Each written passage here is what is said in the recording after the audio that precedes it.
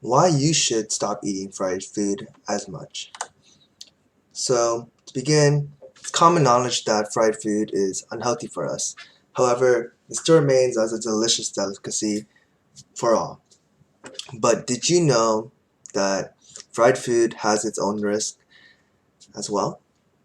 The standing out factor about fried food is wouldn't it be enough? I mean, the availability of this is very common. It's in practically all fast food. There's always French fries, there's fried chicken wings, there's just it's out there and it's so easy to get. Now, fried food, as most will know, is unhealthy. However, it is also life-threatening, or at the very least, it will cause health problems if taken lightly and if you consume too much. Now, now I'm not saying that you should never eat fried food ever again, but it is important to know the risk. So, we will begin by discussing the health risks that you are taking while eating or consuming fried food. Now, first off, fried food is high in calories. They're typically coated in batter or flour prior to frying. Furthermore, when foods are fried in oil, they lose water and absorb fat, which basically means more calories and more fat. Yeah. One really good example is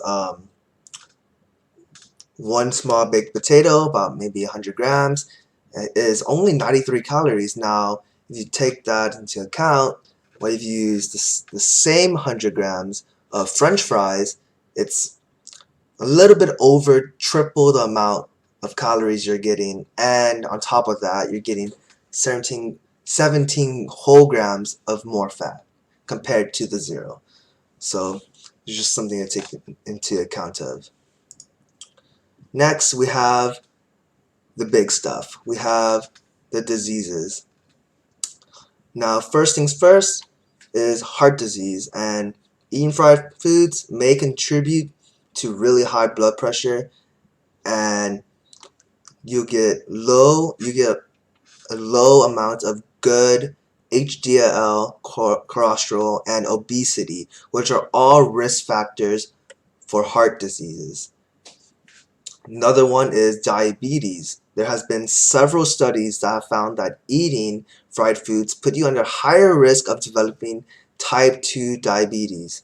One study in particular found that people who ate fast food more than 2 times per week were twice as likely to develop insulin resistance compared to those who ate it at least once a week.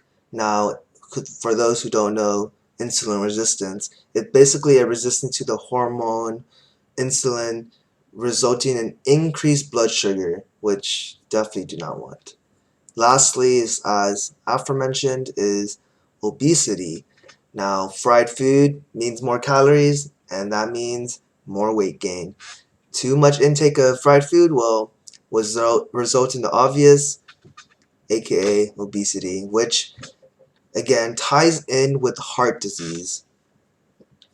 Now, finally, as I said, it is not the end of the world. I'm not telling you to not eat fried food ever again.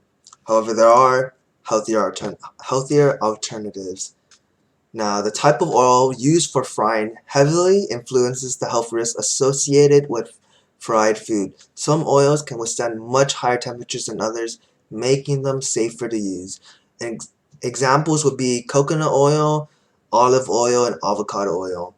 Now, the rest, such as soybean oil, corn oil, sesame oil, all those, you should probably avoid them while making fried food. It's not the healthiest, and yeah. In conclusion, you should know the risk, control yourself, take healthier alternatives. Overall, we have learned that risk in eating fried food, and although I'm not saying that, again, we should not completely stop eating one of our favorite delicates, I believe that we should eat less of it, or if not, take the healthier alternatives. And we have my reference pages, and that's it.